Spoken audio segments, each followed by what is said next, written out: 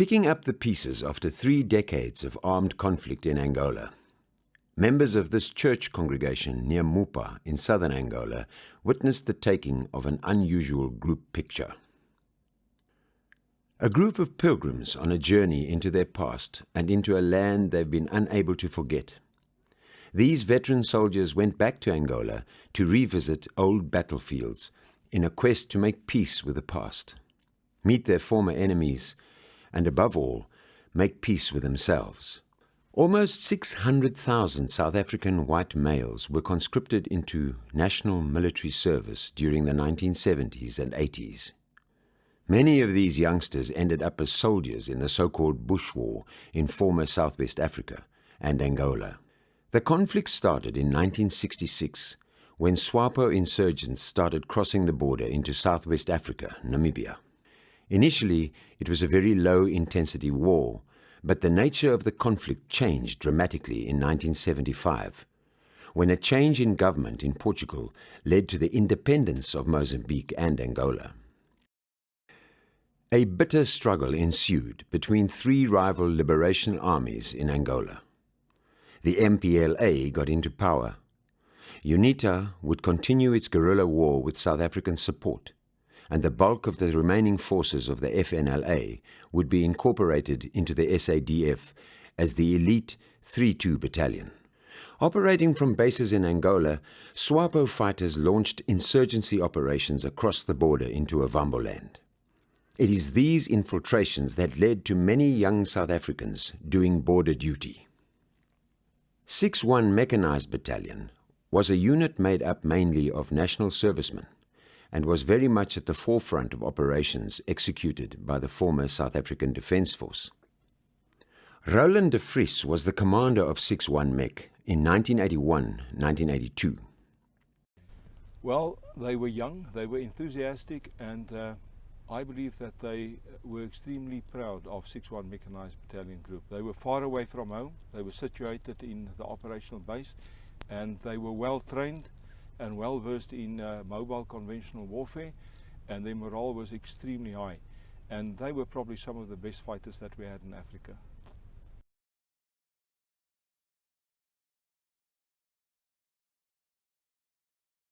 As 19-year-old platoon commanders, Ariel Hugo and Gert Minnaar took part in several operations with 6-1 Mech in 1981. When they bumped into each other 26 years later, they realized that there was a strong need for some sort of organization where veterans could get together. The 6-1 Mechanized Veterans Association was founded to accommodate all the veterans who took part in operations with 6-1 Mech during the Bush War, and also for all those soldiers who took part in exercises with 6-1 Mech until 2005. Some veterans felt the need to return to the Angolan battlefields to try and make sense of a time they spent there during their national service. Mike Bale was a section leader and took part in Operation Skeptic in 1980.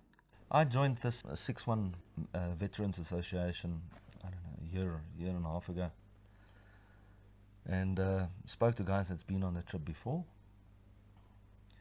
and I decided, well, it's time for me to go back 30 years in life. Koos Moorcroft was a Special Forces operator. He became Sergeant Major of the Army in the SANDF, and now he conducts tours to Angola. The theme of the tour was to visit and make contact with the other side, and to reach out and to do bridge building and to say, we are soldiers, we would like to do something to remember every soldier that fought for his country. A visit to the Heroes Acre in Windhoek brings former enemies face to face after almost 30 years. General Karel Njoba is the Chief of Staff, Human Resources in the Namibian Defence Force. I think it's more easier for soldiers. Soldiers, we don't have, in fact, deep-rooted enmity in us. We are ordered by the politicians who design who should be an enemy. If they said today you are now an enemy, then we have a lot in common as soldiers, in fact, regardless of which side of the fence you are. We have a lot in common. At the braai that evening, General Karl Njoba and Colonel Ben Kadila, they enjoyed that evening and the way that soldiers normally talk. Humoristic and a sense of humor discussed with one another. Where were you guys, or you were hiding away at that place? But the friendship that came together can only happen with soldiers. The way that they accept one another because we were on common ground. They were on the other side, we were on this side, and now it's finished. Heading north after a surprisingly warm welcome from their former foes in Windhoek, the pilgrims go in search of 6-1 Mech Battalion's old base. The unit was based at Omatea in Southwest Africa. I think it was ideally poised for operations from that position, 137 kilometers from Angola. Moving directly north from the base, it could cross into Angola in about 3 hours' time. And then from there venture into Angola and strike at targets that was located in southern Angola. The debris of war in Ovamboland has been mostly cleared up. The economy seems to be thriving, and people are carrying on with their lives. The canal feeding much-needed water into this arid region still flows. Okatopi Base is one of the few remnants of the Bush War. It was a typical army base from where many a foot patrol was conducted. Remnants of the ops room, ammo store and sandbagged bunkers are an almost ghostly reminder of the 23 years of low-intensity war in Ovamboland. It was with a measure of apprehension that some of the pilgrims contemplate entering into Angola. The last time some of these men crossed this border, they weren't carrying valid passports. Camille Burger was an officer in the Armoured Corps. We were nervous because the last time most of the guys crossed the border, it was for a totally different reason. I wanted to go back. I wanted to go and see what... Look, when you were there, you never noticed anything. You didn't look at things the way we did this time. We were boys then, young boys fresh out of school. A landscape littered with the skeletons of once lethal war machinery is testament to the tragedy of war-torn Angola. But the bush is quite beautiful, until one notices the total lack of birdsong or any wildlife whatsoever. Kenneth Schwartz, better known as Blackie, was a platoon commander at 3-2 Battalion. It was just interesting to go back there after so many years, to go and see how the country's developed and what's happening in the places where we were. A contributing factor to the poverty in southern Angola is the constant threat of landmines.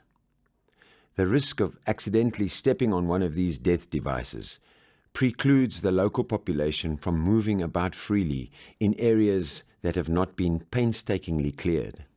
In the years of conflict in Angola, there were a lot of mines planted by various groups, including the South African, UNITA, MPLA.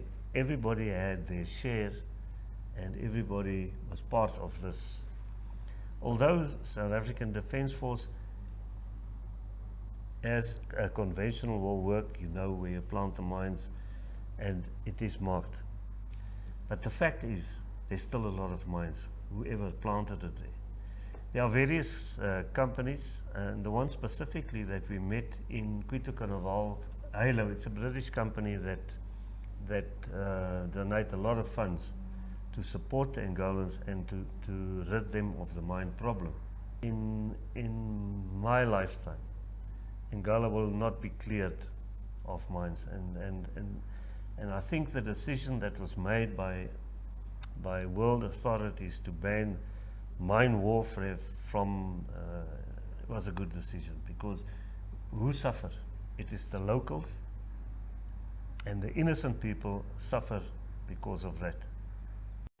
Being back in Angola lets the veterans confront the memories, and sometimes nightmares, of almost 30 years ago.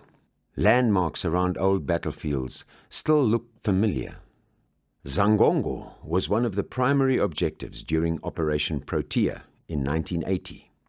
This bridge over the Kunene River was demolished by UNITA forces after the withdrawal of the South Africans. A magnificent new bridge has been completed with the assistance of China. Despite all the development, the debris of war still remains very prominent. These cross-border operations were meant to disrupt the command and logistics structures of SWAPO in an attempt to hamper their insurgency efforts. Almost from day one, as we visited certain sites, a cross was handed to someone from the local community or nailed to a tree. Kasinga was a SWAPO logistical base, effectively destroyed by an airborne operation in May 1978. Evidence of the battle remains after more than 30 years of controversy. Yeah, at all the battlefields, we put up crosses with which each guy signed. We signed on the crosses, which was, I think, quite symbolic, because it wasn't for the soldiers we lost, it was for all the soldiers from all sides, SWAPO, MPLA, UNITA, Cubans, Russians, whoever, because they're all soldiers. So we put up the cross for all soldiers, because they've also got wives, kids, families, grannies. There were emotions every time we put up a cross. Somebody somewhere had been there or done something, one of those places. A convoy loaded with tons of ammunition en route to replenish a Fapla garrison was ambushed here between Kuvelai and Techemutet by a single platoon of 61 Mek national servicemen. Surprise was complete, and 28 years later, the skeletons of Ural and Gaz trucks remain.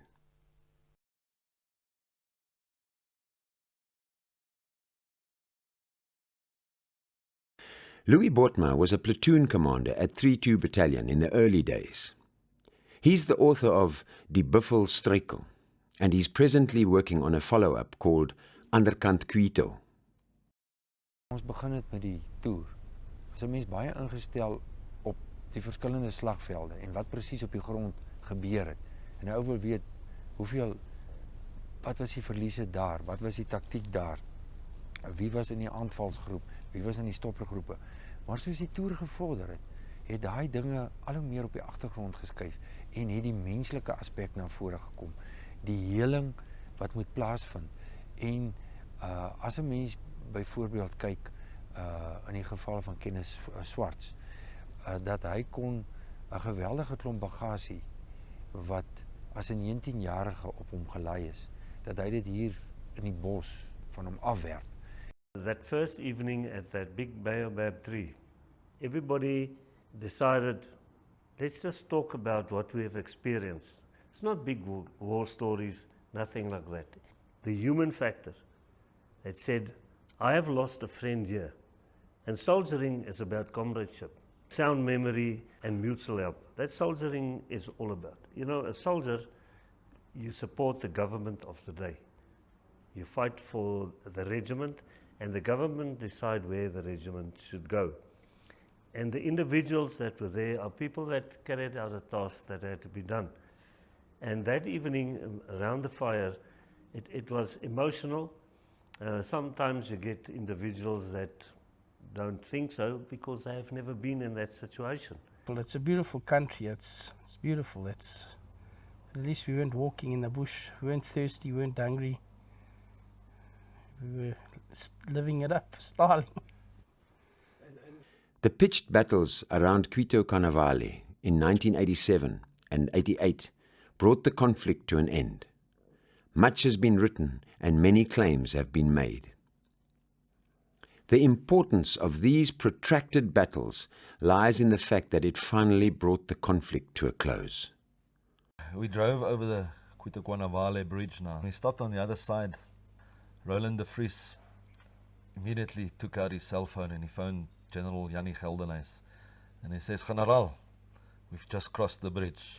Developments of things are full of twists and turns and do not run in a straight line. It is the same in war, and only a formalist cannot understand this truth.